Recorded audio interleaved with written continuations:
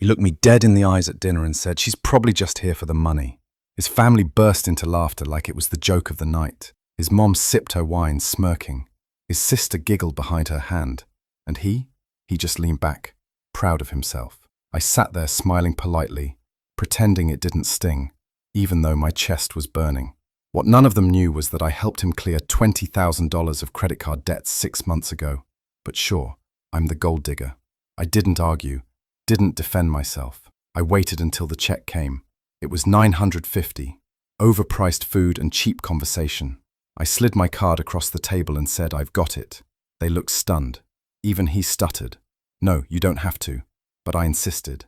As the waiter walked away, I turned to the man sitting 2 seats away, a quiet gentleman in a dark blue suit. I knew exactly who he was, the CEO of the firm I worked at. I leaned in and said, "Call me tomorrow." He smiled. The next day, he offered me a promotion.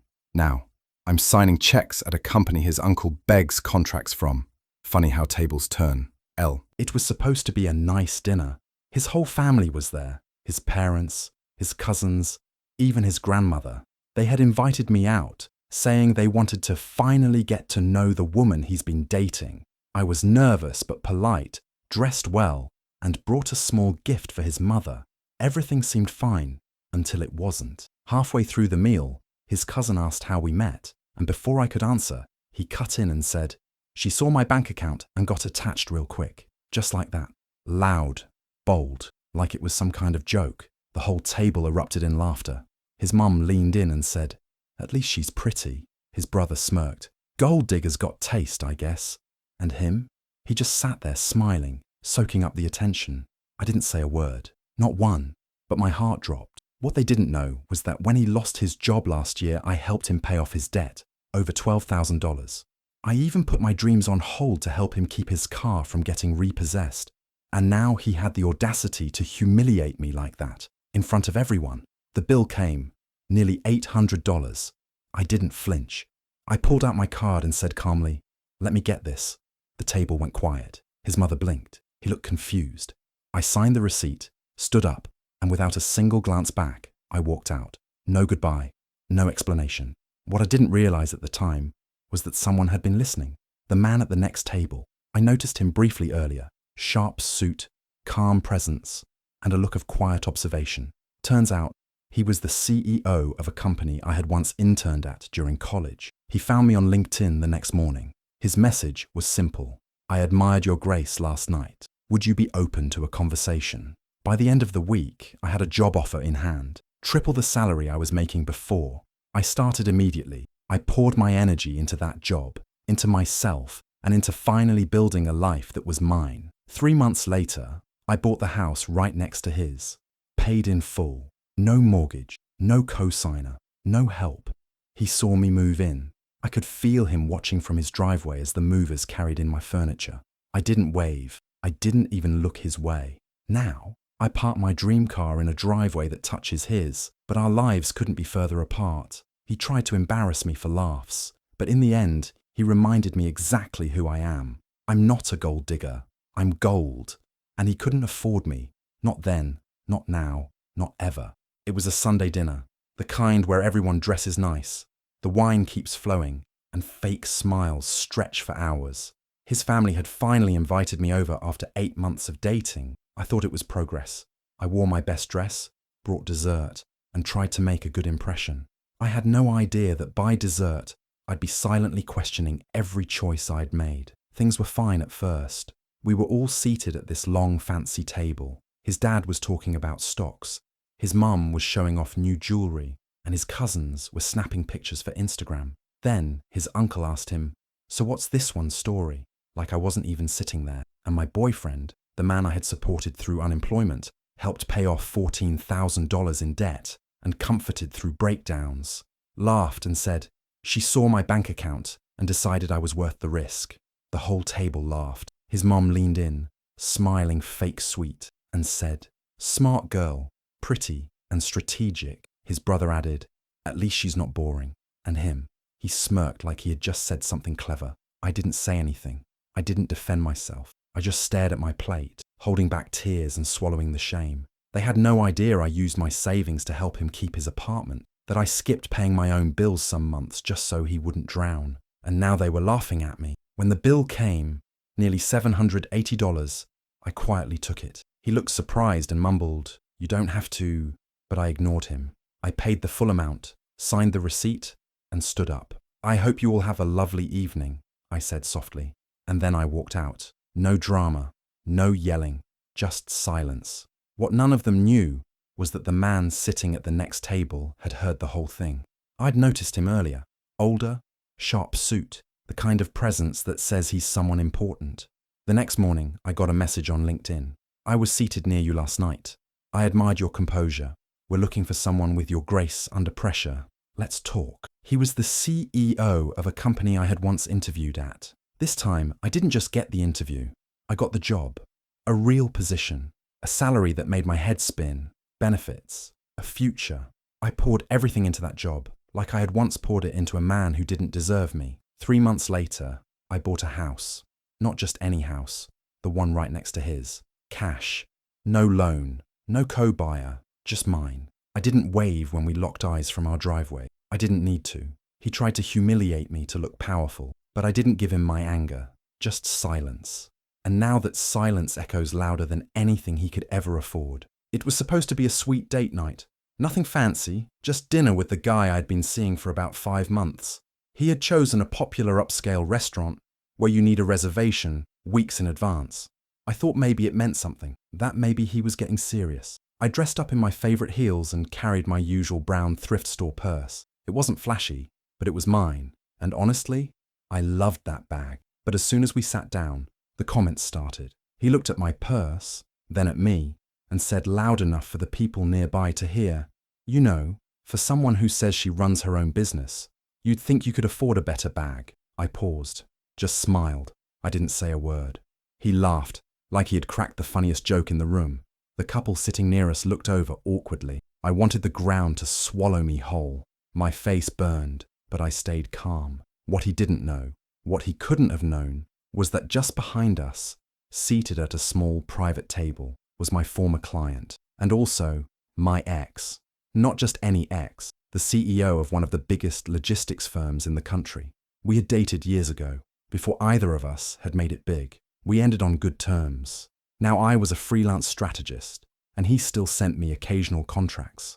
I didn't say anything to the guy sitting across from me, didn't correct him, didn't defend my purse or my business or my value. I just enjoyed my meal quietly and watched him try to impress the waiter with wine he couldn't pronounce. When the check came, I asked to split it. He laughed again and said, "Nah, I got it. Unless you need to call your thrifty clients to chip in." That was it. I was done. I politely asked the waiter to bring the bill to me instead. It was over $400. I pulled out my card, paid for both of us, and then tipped the waiter $300. The guy looked at me in shock. "Why would you do that?" he asked. I smiled again and stood up. "Because I can," I said softly, and I walked out. The next morning, I got a call from the same ex who had been sitting right behind us. He said he was impressed by how I carried myself. He was in the middle of helping a large family-run company through a complicated merger. They needed a strong voice at the table, someone who didn't flinch. By the end of that week, I was officially named chief consultant for the merger project, the biggest contract of my career. A few days later, my phone lit up. It was him, the guy from the dinner. I didn't answer, because sometimes silence is the loudest message. And in case he's wondering, yeah, I still carry that thrift store purse. But now, it has 5-figure checks inside. I should have known that dinner wasn't really about getting to know me.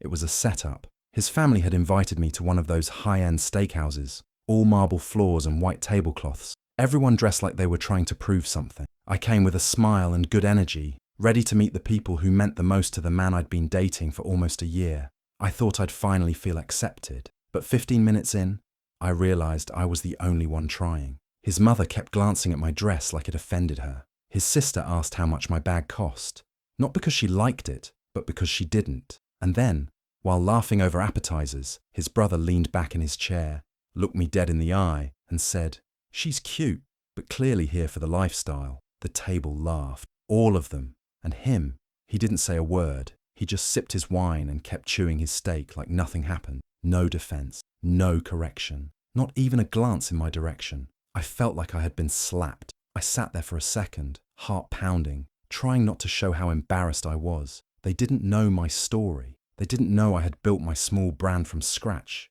saved every penny to launch my own design agency, or that I once worked 3 jobs just to pay my mother's hospital bill. But none of that mattered to them. All they saw was a woman they thought didn't belong. The bill came. It was a little over $600.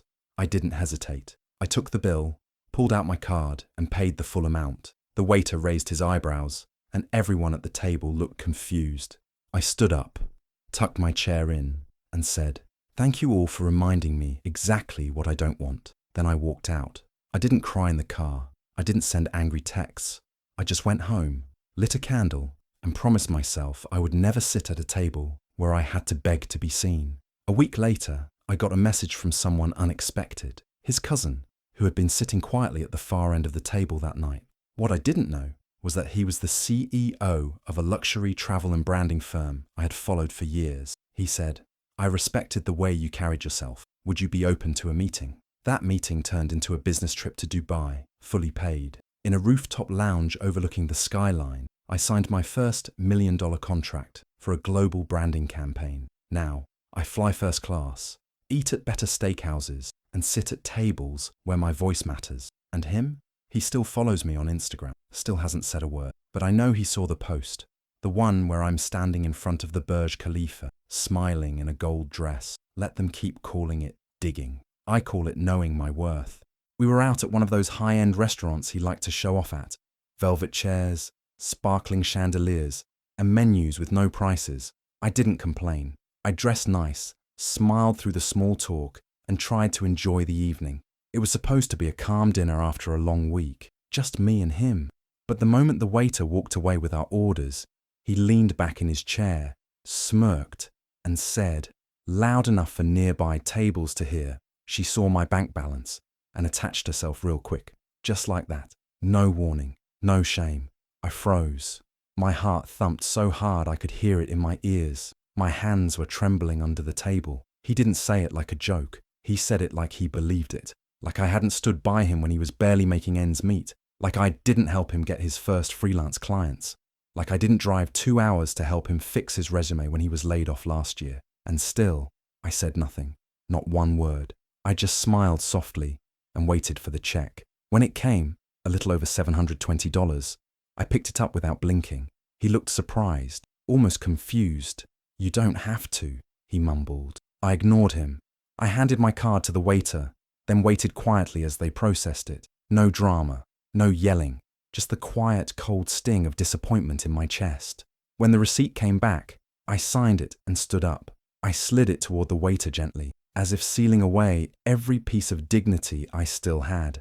And as I turned to leave, a woman from the next table reached out and touched my arm. She looked elegant, polished, maybe in her late 40s. Her voice was calm, kind.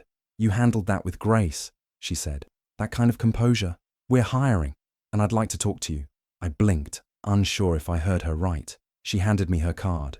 She was the wife of the CEO of one of the biggest real estate firms in the country, and she was also the head of their foundation's women-led business program. That conversation turned into a meeting. That meeting turned into a partnership, and 6 months later, I had funding, mentorship, and my own team. My consulting firm now works with clients in 4 countries. I no longer check price tags. I pay it forward. I invest in other women, and I write checks bigger than his entire salary. He tried to reduce me to a number in his bank account. Now I own more than he'll ever earn. And if you're wondering, yes, he reached out. A text that said, "Hey, you've really changed." No, sweetheart. I just stopped shrinking. That night, I walked away with more than just a receipt. I walked away with respect, starting with my own. It was his cousin's birthday dinner, a big family affair at some fancy rooftop restaurant with glass walls and city views. Everyone was dressed up, the kind of event where you're expected to impress.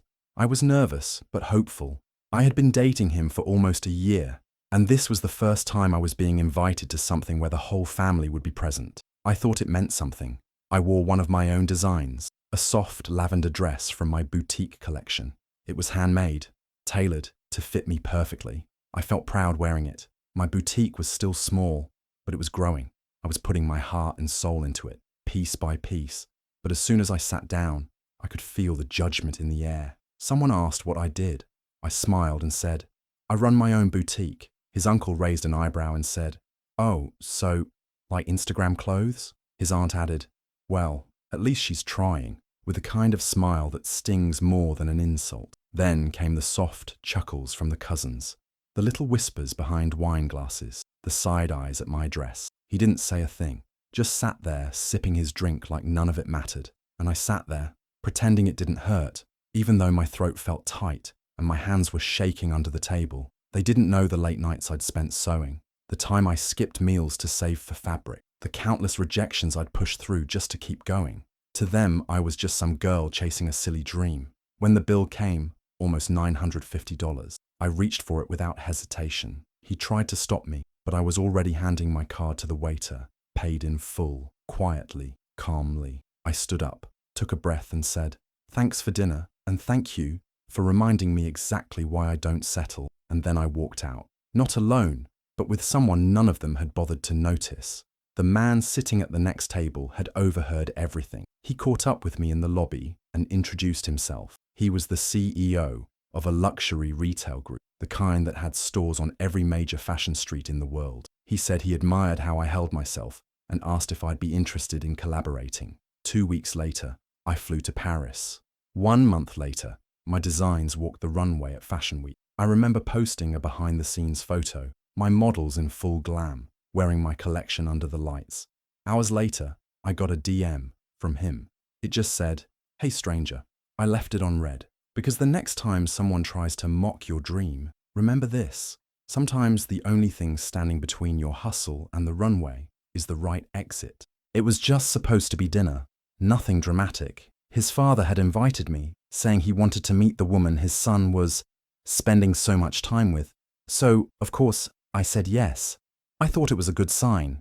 I dressed professionally, kept it classy, and even brought a small gift for his mother, just to be polite. I wasn't trying to impress anyone, just be respectful. But the moment I walked into that fancy restaurant, I could feel the energy shift. They greeted me like a stranger who had accidentally walked into a private meeting. His mom barely smiled. His brother kept checking me out like I wasn't sitting right there. And him, he acted like I was some casual friend he'd run into by accident. We all sat down. Small talk, wine, forced laughs.